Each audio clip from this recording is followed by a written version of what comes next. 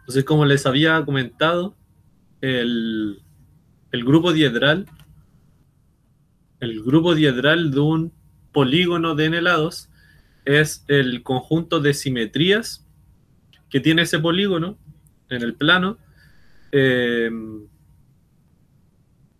y es un polígono que está fijo, ¿cierto? No es un polígono que se pueda mover, por lo tanto solamente podemos estudiar las simetrías en esa posición, que van a ser en este caso rotaciones y reflexiones, y la operación del grupo, ¿sí? Porque el conjunto van a ser las simetrías, y a este conjunto de simetrías yo lo puedo dotar de una operación.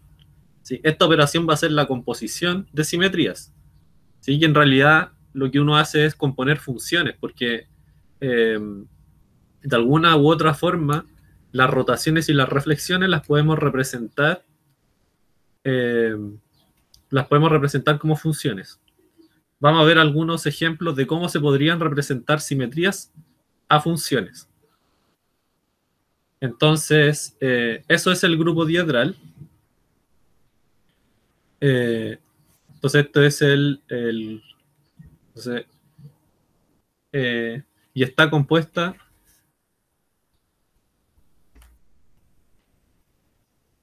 y está compuesta de n rotaciones,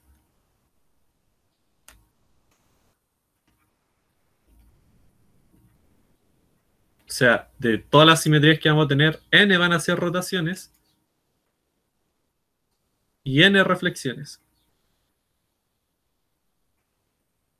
¿Sí? O sea, vamos a tener que de n, por lo tanto, tiene que tener 2n elementos, ¿cierto?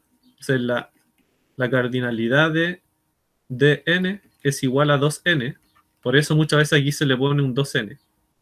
¿Sí? Entonces, por ejemplo, el D6 a veces es para describir las simetrías del triángulo, ¿sí? Y el D3 también se ocupa para describir las simetrías del triángulo. Y ahí depende del autor. Pero yo creo que es más cómodo con esto, ¿cierto? Porque aquí te indica directamente cuánto, con qué polígono estás trabajando, y en el otro caso te indica la cardinalidad simplemente del conjunto. Creo que una se ocupa en álgebra y otra se ocupa en geometría. Eh, entonces, n van a ser rotaciones y n reflexiones. Y aquí lo bueno es que uno puede describir cuáles son las rotaciones para un n-ágono regular cualquiera, y también puede ver más o menos el comportamiento de las reflexiones. Creo que se puede ver mejor cómo son las rotaciones, sí. Y entonces, las rotaciones, ¿cómo van a ser? Entonces, vamos a tener n rotaciones, como dije. Entonces, son n rotaciones en n ángulos distintos, ¿cierto? Y es con respecto al centro de la figura, siempre. Vamos a tener n rotaciones, todas en distintos ángulos de rotación, con distintos ángulos de rotación. Vamos a tener la primera, que es la rotación en 0 grados. Entonces vamos a tener la rotación, le vamos a poner así, le vamos a poner R0, R sub 0, pero más adelante le vamos a llamar siempre como 1. ¿Sí? Y esto va a representar a la rotación en 0 grados. Vamos a tener otra rotación, que va a ser la rotación R. A este le vamos a dejar podemos pensar en R1 en principio, pero más adelante siempre le vamos a llamar R simplemente a esta rotación. Esta va a ser una rotación en 360 grados partido por n. La segunda rotación la vamos a poner R2. Esta no lleva ningún nombre en especial. Más adelante vamos a ver que todas las rotaciones se pueden poner como un múltiplo de la primera rotación. Esta va a ser una rotación en 2 por 360 partido por n. En fin, vamos a tener hasta R sub n menos 1 rotaciones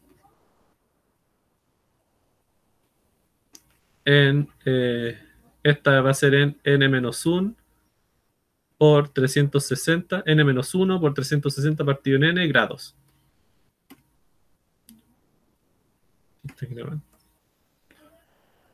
Entonces vamos a tener n rotaciones, ¿cierto? Aquí tenemos una y aquí tenemos n menos una, entonces en total hay n.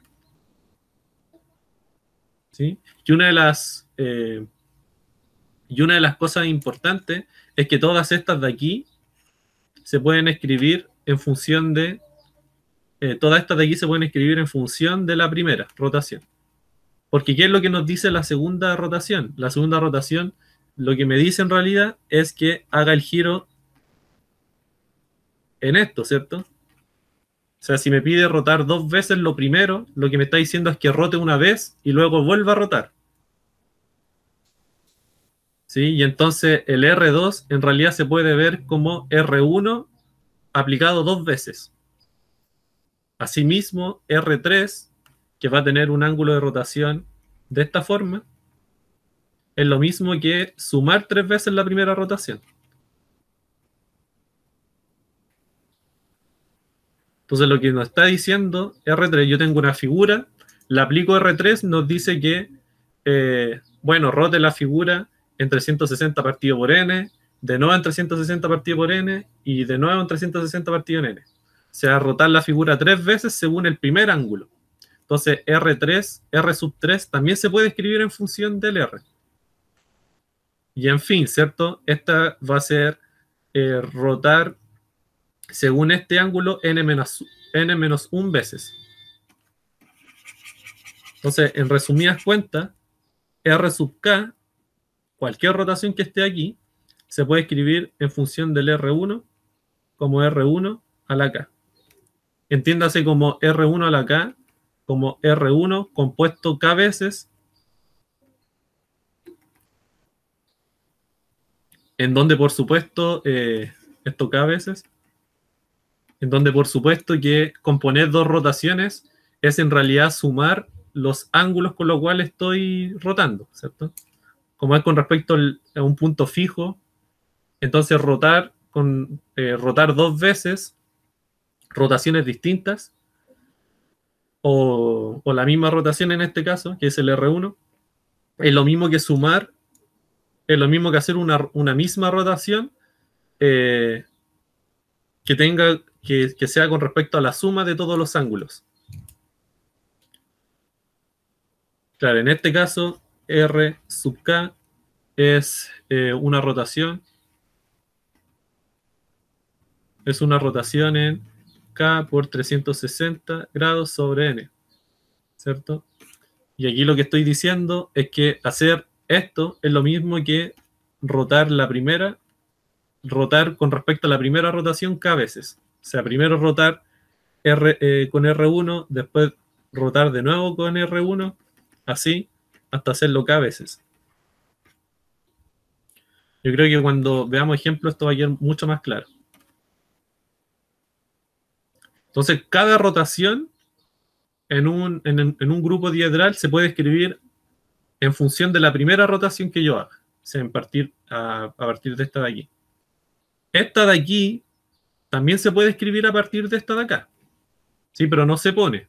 ¿De qué forma yo podría escribir la rotación en 0 grados en función de esta? Bueno, la rotación, perdón, en 0 grados se puede escribir como R1 a la n.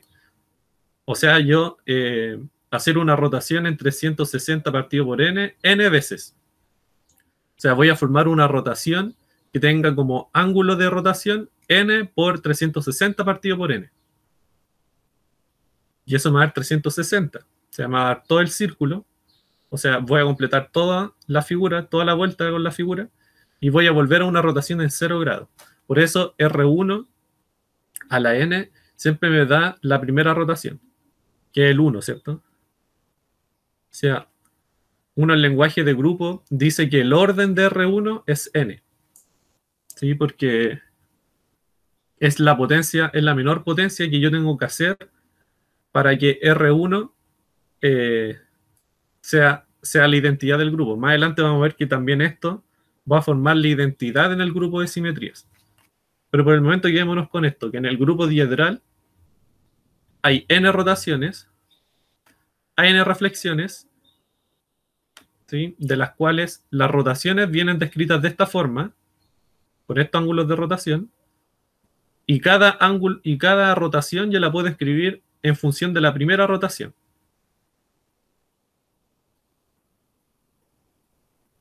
Eso es importante.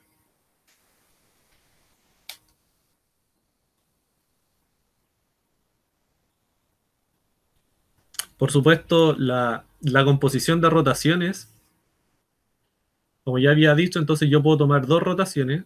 Puedo tomar esta, por ejemplo, y puedo tomar esta rotación, digamos L, en donde esta es una rotación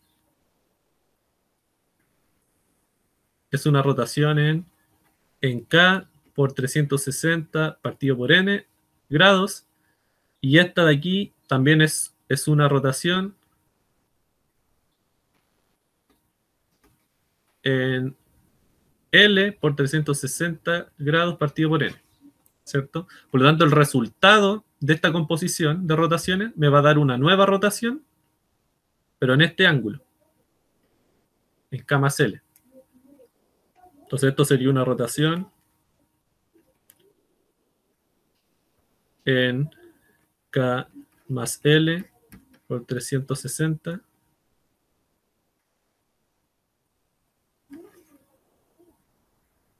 partido por N. O sea, así se componen las rotaciones. ¿Sí? Se suma el ángulo que se va barriendo. Eh, y eso es lo principal. ¿Sí? Veamos las simetrías ahora.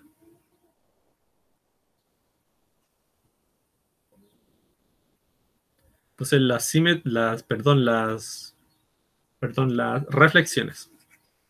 Va a tener distintos tipos de reflexiones. Entonces, si n es par, o sea, pensando por ejemplo en el cuadrado, si n es par, entonces hay n medios, ejes de simetría. ¿Sí? Recordemos que cada eje de simetría me va a dar una reflexión que, eh, que conectan puntos medios de lados opuestos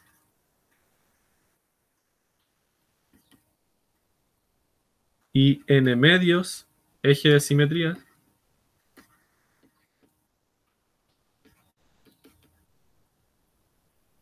que conectan dos vértices opuestos.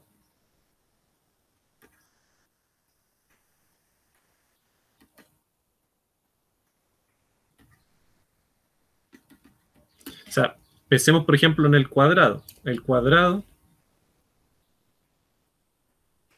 tenemos, eh, vamos a tener entonces eh, cuatro partidos en dos ejes de simetrías que conectan a puntos medios de lados opuestos. Entonces vamos a tener, por ejemplo, este es punto medio y son lados opuestos. Entonces vamos a tener ese eje de simetría. Este también es punto medio, lados opuestos, también ese va a ser un eje de simetría.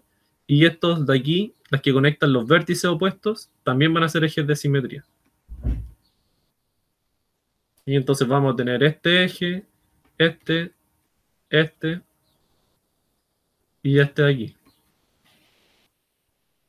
Por ejemplo, en el hexágono,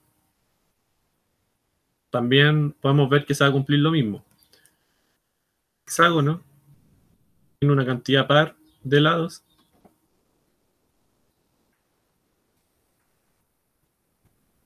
Tiene 1, 2, 3, 4, 5, 6, ¿cierto? Entonces, ejes de simetría vamos a tener, por ejemplo,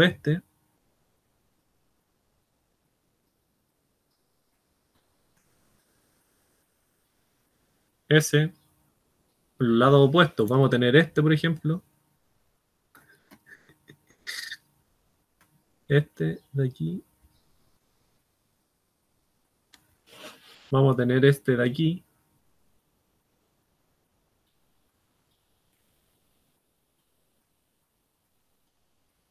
Vamos a tener este de aquí. Quizá marcar este con rojo. Este de aquí. Y este de aquí. Bueno, eso tienen que ser líneas rectas, ¿cierto? Entonces, si, ahora, si n es impar, entonces, esto es un poquito más simple, entonces hay n ejes de simetría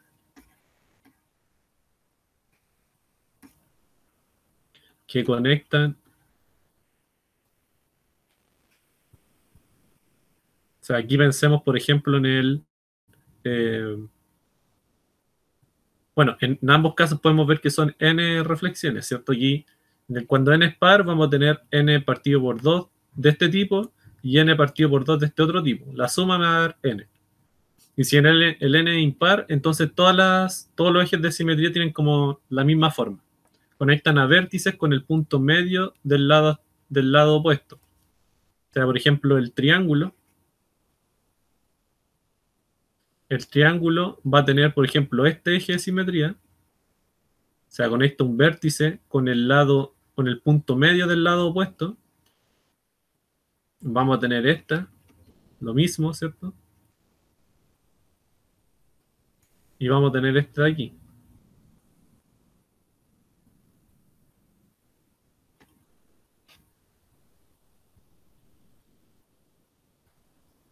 Entonces ahí tenemos tres, ¿cierto?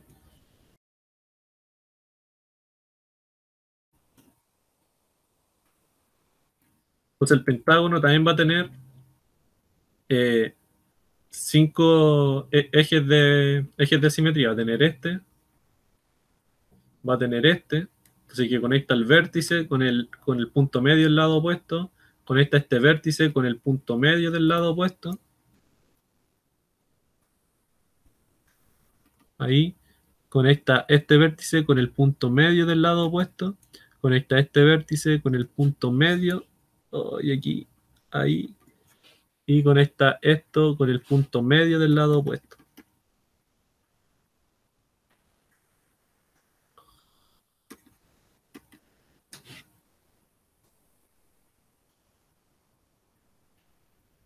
Hasta aquí me quedó más o menos nomás, pero espero que se entienda. Ahí, ahí, ya como por ahí, y no me falta otra, no. Ahí, me falta esta de acá. Ahí.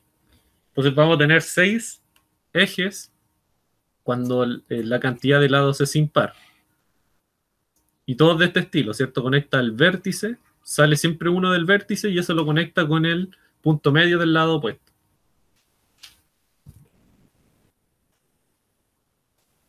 Así que esas son las reflexiones. También hay n. Me voy a borrar esto. Se borra. Ya. Dicho esto, estudiamos ahora las simetrías del cuadrado. Sabemos que tienen que haber 8, porque tienen que ser 4 rotaciones y 4 reflexiones. Como la cantidad es impar, tienen que ser de esta forma. Tienen que haber 2 de esta forma y otras 2 de esta forma.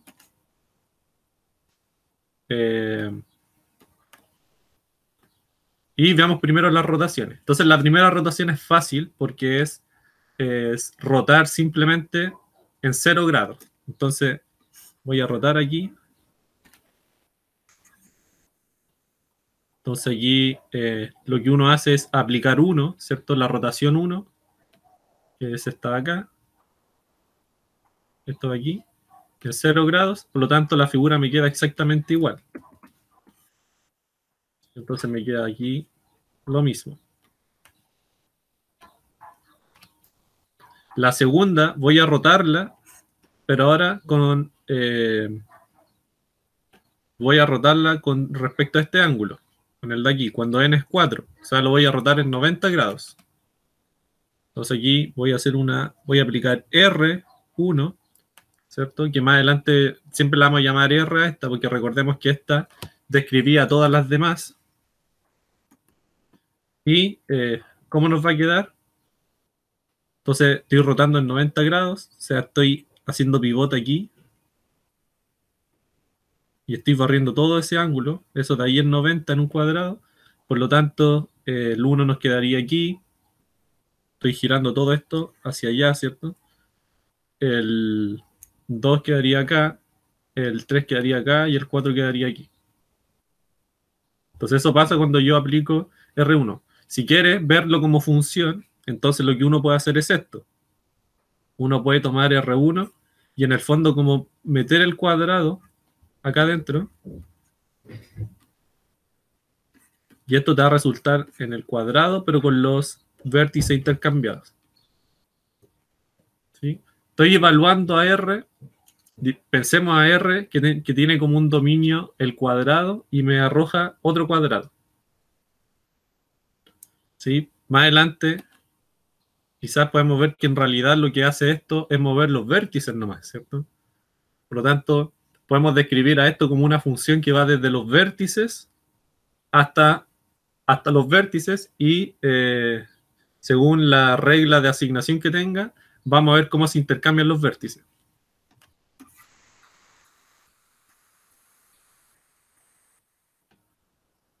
Entonces, la segunda rotación, recordemos que hacer R2, pero recordemos que hacer R2 es lo mismo que hacer R1 dos veces. O sea, va a hacer R1 al cuadrado.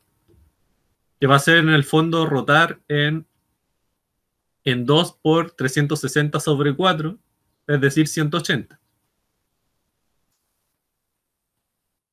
En el fondo rotar la figura anterior, que ya estaba rotada en 90 grados. Entonces, me equivoqué. Entonces voy a rotar esta figura en 90 grados. Que es más fácil ver la rotación en 90 grados que en 180. Pero si quiere, si le es fácil rotar en 180, entonces rote esta en 180 al tiro. Pero si es medio difícil para ver esas cosas, entonces rotar dos veces en 90, ¿cierto? Aquí ya está rotada una vez y esta la tengo que rotar nuevamente en 90. Entonces aquí el 1 pasaría acá arriba, el 2 pasaría acá al ladito, el 3 por acá y el 4 por aquí. ¿Sí? Si se dan cuenta, las relaciones entre los vértices sigue siendo la misma. Por ejemplo, el vértice 1 sigue teniendo a sus costados al 2 y al 4, como siempre, al 2 y al 4. Y el vértice 3 sigue siendo siempre opuesto al 1. ¿Sí? Si eso no pasara, si el 3 me quedara como por acá, digamos, entonces eso ya no es una simetría. ¿Sí? Tiene que ser un reordenamiento de la figura eh, tal que se preserven las relaciones entre los vértices y las distancias y las distancias dentro de la figura. Bueno, esas ya son tres rotaciones, nos falta una, ¿cierto? Que es la que tiene el mayor ángulo, R3, que recordemos que es hacer R1 tres veces, y hacer R1 tres veces es rotar en 270, y rotar en 270 es igual a rotar en 180 primero y luego en 90. Esta ya está rotada en 180, por lo tanto, nos falta simplemente aplicarle una rotación de 90 grados a esta de aquí. Por lo tanto, el 1 pasaría acá. Fíjense que rotar en 90 grados es simplemente ir intercambiando los vértices así, ¿cierto? Como, como ir pasándolo al vértice siguiente simplemente. Entonces, el 2 acá, el 3 acá y el 4 acá.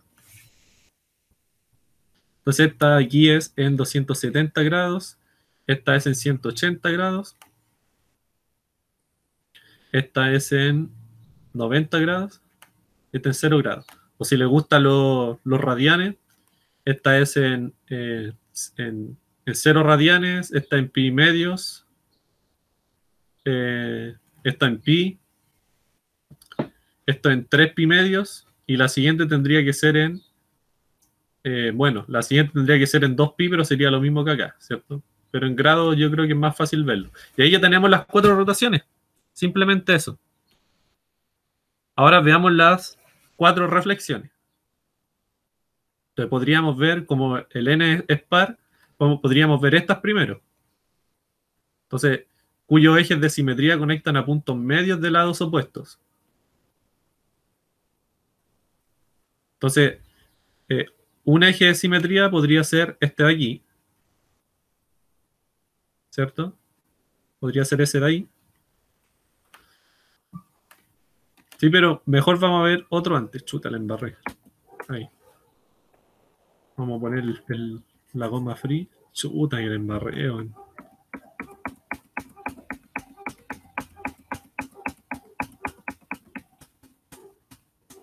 Entonces, la primera reflexión que vamos a ver es esta, de aquí, la que conecta estos dos puntitos.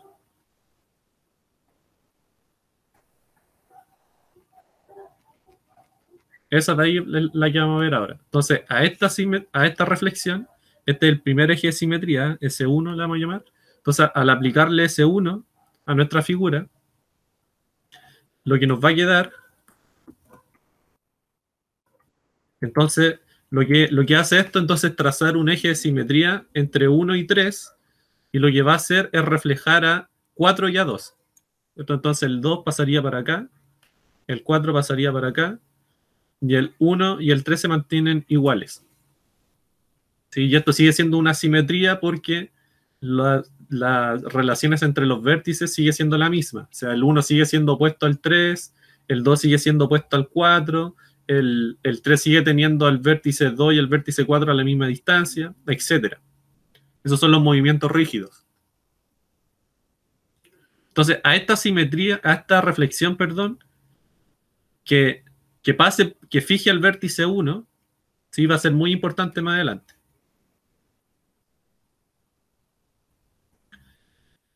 La siguiente, bueno, puede ser otra, ¿cierto? Entonces puede ser esta de aquí.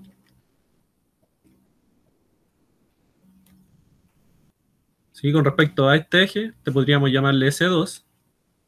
Y entonces al aplicarle S2 a esta figura, ¿qué va a pasar? Bueno, voy a mantener fijo al 4 y al 2 y voy a reflejar al 3 con el 1. Entonces aquí estaría el 1, aquí estaría el 3, el 4 y el 2.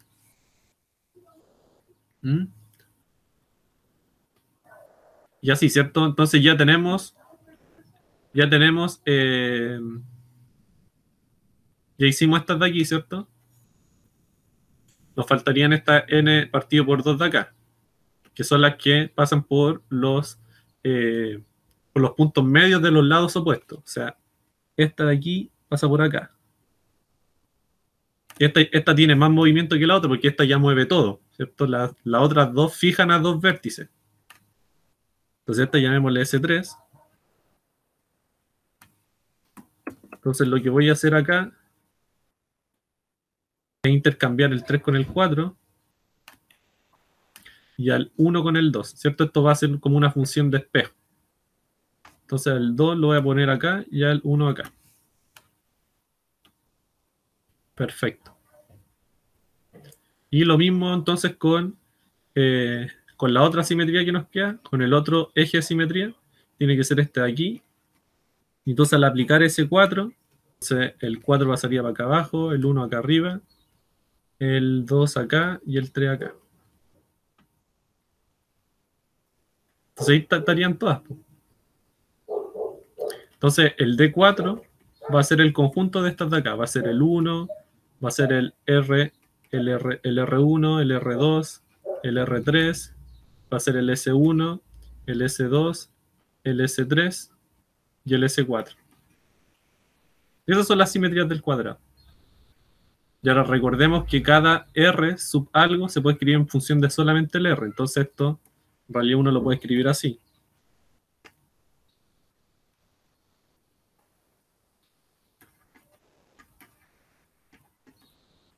S3 y S4.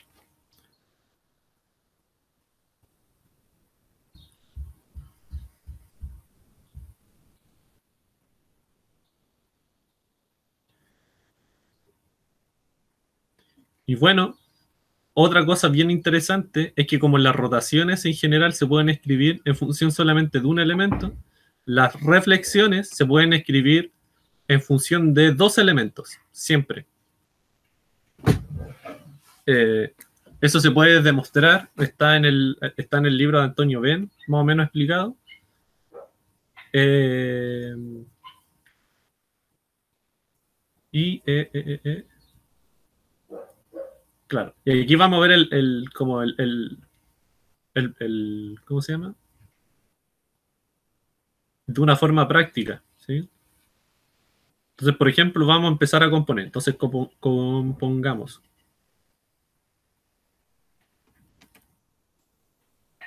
Entonces, ¿qué pasa si yo compongo, por ejemplo, eh, S1 con R1? Con todas las potencias de R1.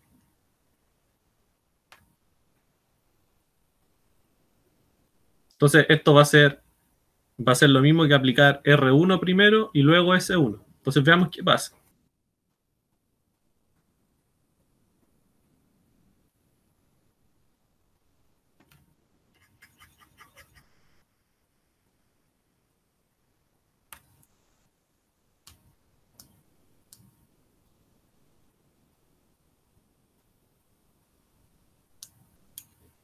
Entonces, si componemos S1 con R1, es primero hacer R1 y luego S1. Entonces, primero hagamos R1. Ya vimos cómo nos dejaba la figura. Esto nos dejaba la figura así. 2, 3 y 4. Y luego aplicar S1. O sea, aplicar S1, recordemos que era hacer un eje de simetría aquí, ¿cierto? Entonces esto sería 4, 2, 1 y 3. Entonces esta va a ser la figura resultante al hacer esta composición que la podríamos llamar ρ, por ejemplo. Entonces al componer S1 con R1 nos resulta en este movimiento, o sea, pasamos de aquí para acá, y podemos ver que en realidad haber hecho esto es lo mismo que haber hecho, se puede ver aquí, S4, ¿sí? Se dan cuenta aquí, el S4 nos dejó de la misma forma que nos deja S1 y R1. Entonces esto de aquí en realidad es lo mismo que haber hecho S4. Es decir, que S1 compuesto con R1 es siempre igual a S4. O sea, no siempre igual. O sea, en este caso es igual a S4. ¿Sí? Entonces, una reflexión la escribimos a partir de la primera reflexión que hicimos, aquella que pasaba por el vértice 1, con la otra rotación, con la rotación principal, digamos, con la rotación que hace el primer movimiento. Veamos qué pasa entonces ahora entonces veamos qué pasa con S1, pero ahora con otra potencia de R. Con esta potencia de R, por ejemplo. Que en realidad lo que uno ve es que pasa con R2, ¿cierto? Pero esto sabíamos que era esto de aquí. Hagamos el mismo proceso.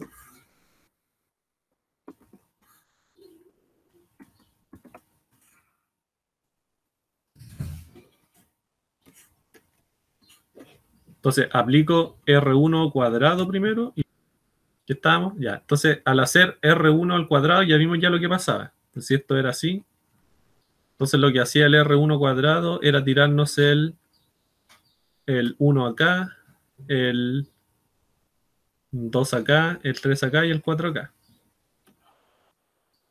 Ahí está.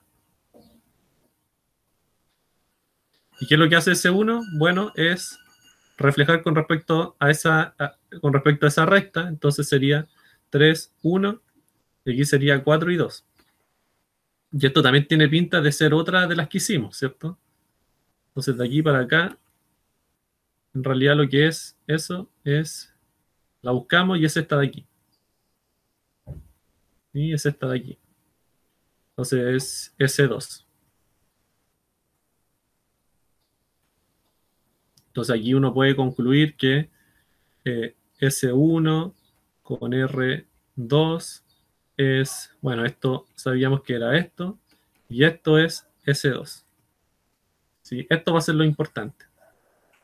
Igual que acá arriba, lo importante va a ser esto de aquí.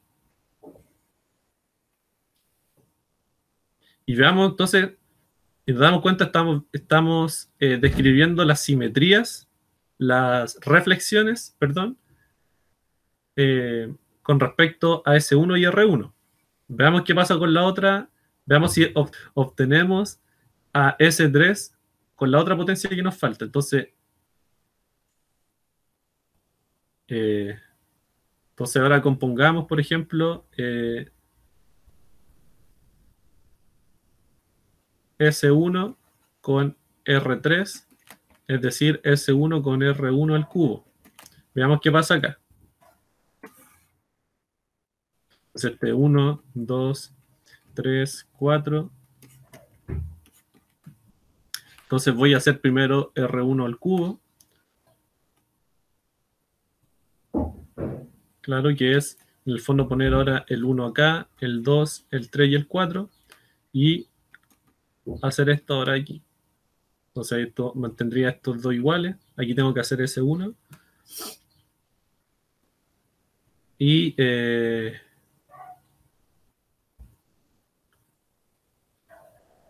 entonces esto es 3 y 1.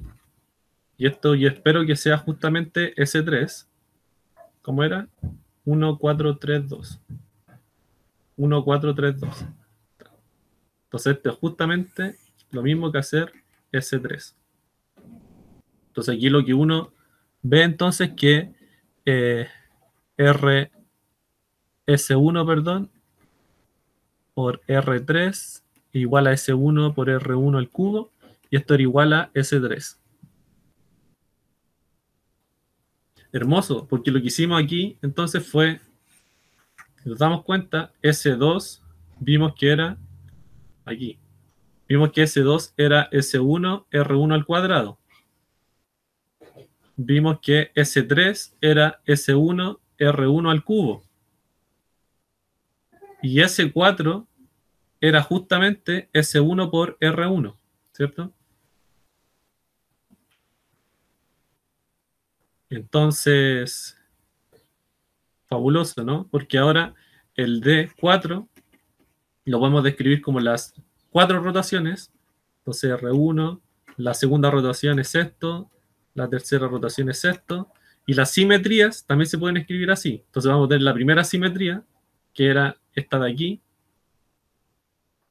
esta de aquí, la que fijaba el vértice 1. Vamos a tener la otra simetría, la simetría S2, que nos dio R1, S1, R1 al cuadrado, y la S3, que nos dio S1, R1 al cubo, y S4 que nos dio esto de aquí. Y aquí uno en realidad lo que puede hacer es reordenar esto. O estamos en un conjunto, a lo mismo como los pongamos. Entonces esto es S1, S1, R1, S1, R1, 2, S1, R1 al cubo. Si nos damos cuenta, las simetrías del cuadrado se cumple esto, que las 4 rotaciones se pueden escribir en función de R1. O sea, el 1 aquí no se ve muy bien, pero en realidad el 1 es R1 a la 4. ¿Cierto? Es hacer una rotación con un 4, entonces ese sería en 4 por 360 partido en 4, se nos van los 4 y nos quedaría en una rotación en 360 grados, que es lo mismo que hacerla en 0 grados. Por tanto, el 1 en realidad también se puede escribir como un múltiplo de R1. Todas las demás rotaciones también, como ya vimos, y todas las reflexiones se pueden escribir como productos de S1, donde S1 es la reflexión que fija al vértice 1, ¿cierto? Desde 1 empieza a rotar, como productos de S1 con las demás rotaciones. Entonces, el grupo de 4 viene completamente determinado por lo que es R1 y S1. ¿Sí? Se dicen que S1 y R1 generan AD4. Y en general, en un grupo diedral en general, también se satisface esto. En general, de n se puede escribir como las n rotaciones, todas múltiplos de r de la primera rotación que yo haga. Vamos a tener aquí hasta Rn-1 rotaciones. Y las reflexiones se pueden escribir a partir de la reflexión que fija el primer vértice, al vértice 1 en donde uno empieza a rotar. Entonces, esa va a ser esa reflexión que estoy mencionando, y va a ser S producto con todas las demás rotaciones. Entonces hacer S por R, S por R2, S por R3, así hasta S por R a la n-1. Entonces todas las reflexiones se pueden escribir de esta forma y todas las rotaciones se pueden escribir de esta forma. Y aquí uno dice, uno esto lo define esto de esta forma, como que dn está generado por R y S. Son los generadores de ese grupo. ¿Sí?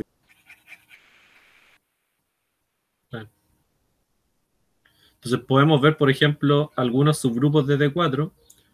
Entonces yo afirmo, por ejemplo, que esto de aquí, ojo que cualquier subgrupo, entonces ya, reordenemos idea. Entonces yo quiero formar un subgrupo de D4, o sea, tengo que sacar elementos de aquí y con estos elementos de aquí formar y con los elementos de aquí formar subgrupos de D4. Entonces hay dos subgrupos que son triviales, que es de hecho todo. Vamos a ponerlo acá. Entonces estos D4 y el 1 son subgrupos triviales.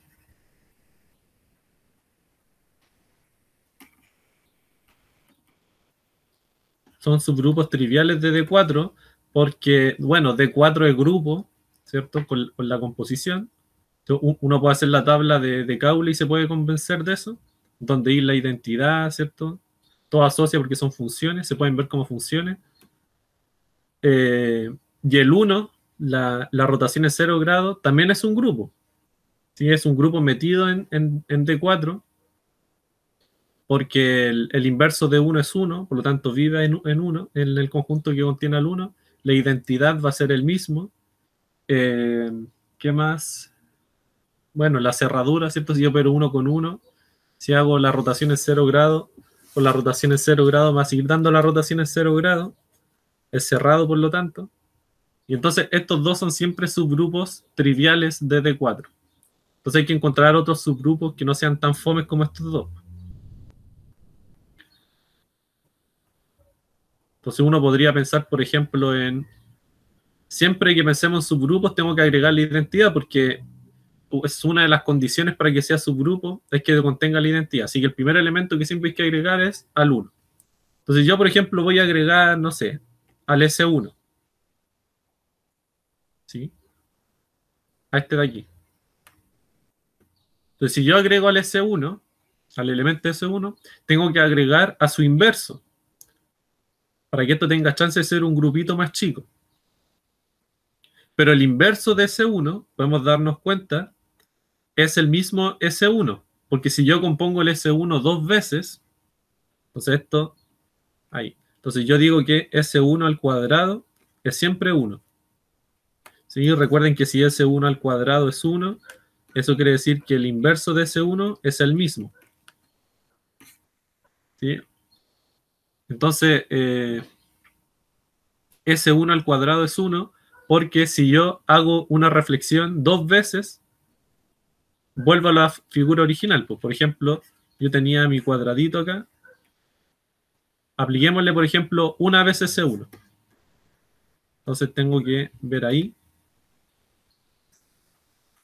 Entonces el 1 queda fijo, el 3 queda fijo, pero el 2 y el 4 cambian. Pero ¿qué pasa si vuelvo a aplicar al S1? Entonces nuevamente tengo que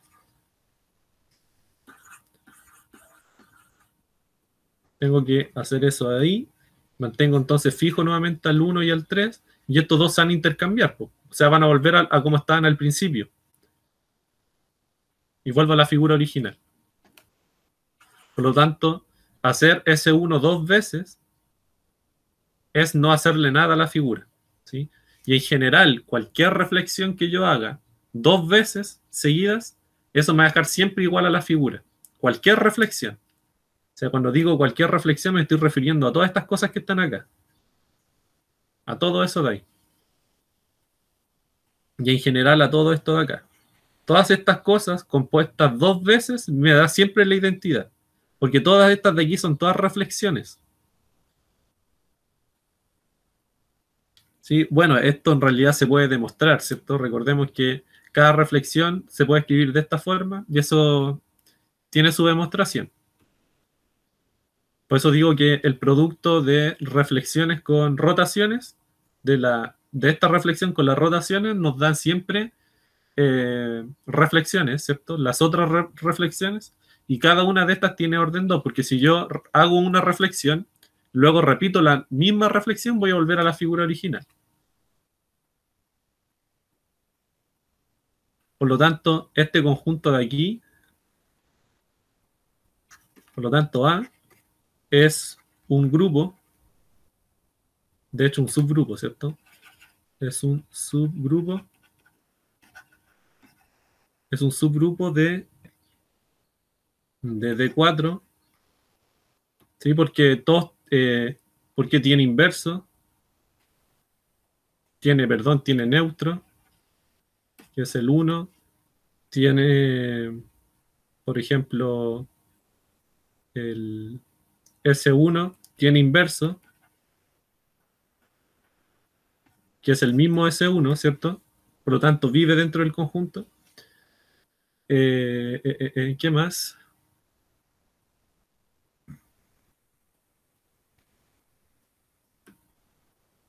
Y eso. Bueno, es asociativo porque es asociativo, porque D4 es asociativo.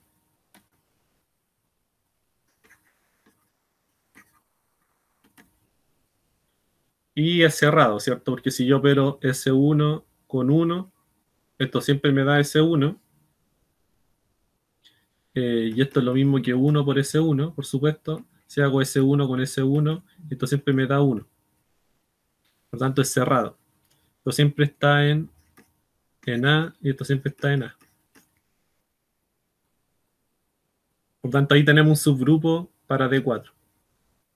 Y fíjense que si yo pusiera aquí cualquier otra reflexión, formaría otros subgrupos más. ¿Sí? No lo vamos a hacer, pero para que lo tengan en cuenta.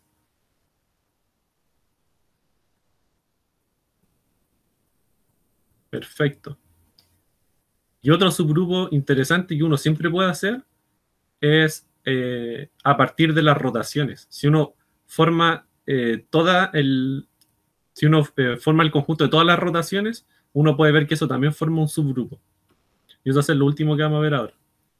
Entonces el conjunto B, formado por todas las rotaciones, R1, R1 al cuadrado, R1 al cubo. Entonces también es un subgrupo de D4. Bueno, y como uno lo puede ver esto, uno puede hacer la tabla de Cauchy, por ejemplo.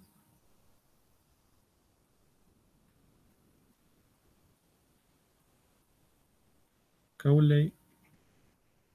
Entonces esto es...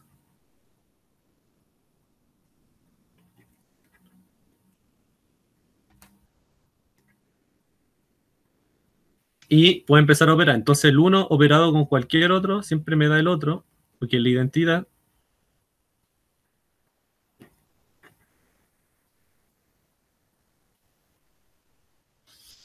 Entonces R1 compuesto con R1 me va a dar R1 al cuadrado. R1 compuesto con R1 al cuadrado me tiene que dar la otra rotación, R1 al cubo. ¿Cierto? Voy sumando los ángulos de rotación. Este me tiene que dar R1 compuesto con R1 al cubo. Entonces tengo que sumar entonces el ángulo de rotación de este, que sería 90, más el ángulo de rotación de este, que es 270. Por lo tanto, me quedan 360 y esto es 1 simplemente. R1 compuesto con R1 al cuadrado compuesto con R1 sería R1 al cubo. R1 al cuadrado compuesto con R1 al cuadrado, eso sería R1 a la cuarta, que ya vimos que eso es 1.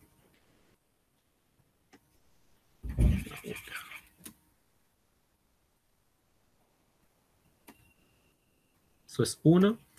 Y R1 al cuadrado compuesto con R1 al cubo es lo mismo que hacer R1, ¿cierto? Es cosa de sumar los ángulos, ¿sí? Porque el R1 al cuadrado es bueno, en realidad esto se puede mucho más fácil. el R1 al cuadrado, R1 al cubo. Esto uno lo puede escribir como R1 por R1 a la cuarta, ¿cierto? Lo mismo que hacer eso, pero R1 a la cuarta es 1, por lo tanto esto es R1 simplemente. R1 al cubo por R1 sería R1 a la cuarta, que es 1. R1 al cubo por R1 al cuadrado sería R1. Y R1 al cubo por R1 al cubo sería R1 cuadrado. Entonces, ¿cómo uno ve a partir de esto si esto es un grupo o no? Bueno, ve que hay una identidad, ¿cierto? Que sería esto de aquí, porque si yo opero esto con cualquier otro elemento, siempre me da el otro elemento. Uno lo puede comprobar acá. Uno puede ver que todos los elementos tienen inverso. Por ejemplo, el 1 tiene como inverso a sí mismo. R1, nos vamos y tiene R1, tiene a R1 al cubo como inverso. Y porque al operarlo me da la identidad. R1 al cuadrado tiene como inverso a R1 al cuadrado. Y R1 al cubo tiene como inverso a R1. Por tanto, todos los elementos tienen inverso. Es cerrado porque nos damos cuenta que todos los elementos que nos salieron acá estaban efectivamente en el conjunto. De hecho, uno puede ver que esto es conmutativo, ¿sí? Porque hay un teorema que nos dice que un grupo es conmutativo si es que su tabla de Cauchy es simétrica, y uno puede darse cuenta calculando la transpuesta de esto de aquí, que esto podría ver como una matriz. Uno podría ver que eso es simétrico. Si lo calcula la transpuesta te da esto mismo, creo. A ver. Bueno, creo que sí. Sí. Y eso es una forma bien bacán de ver si un grupo es conmutativo. Y este efectivamente cumple eso. De hecho, entonces es un subgrupo abeliano. O sea, este grupo sí que es extraño porque D4 no es abeliano, y adentro tiene un grupo que sí es abeliano, que es el conjunto de las rotaciones. ¿Y qué más nos faltaría? Todos tienen inverso, hay neutro, es cerrado. Ah, y es asociativo porque D4 es asociativo. Y eso, entonces, esto de aquí es un subgrupo de D4. Y es más, uno podría, con un poquito más de teoría de grupo, uno podría mostrar que esto es isomorfo al grupo Z4. ¿Sí? Estas son las clases modulares Z. Estas son las clases módulo 4, perdón. Y isomorfo me refiero a que son algebraicamente el mismo grupo, solamente con que se les cambió el nombre a los elementos. Sí, o sea, este en Z4, este sería como el 0, es Z4 con la suma, y este es B con la composición, es 1, 2 y 3. Pero eso es para otro día.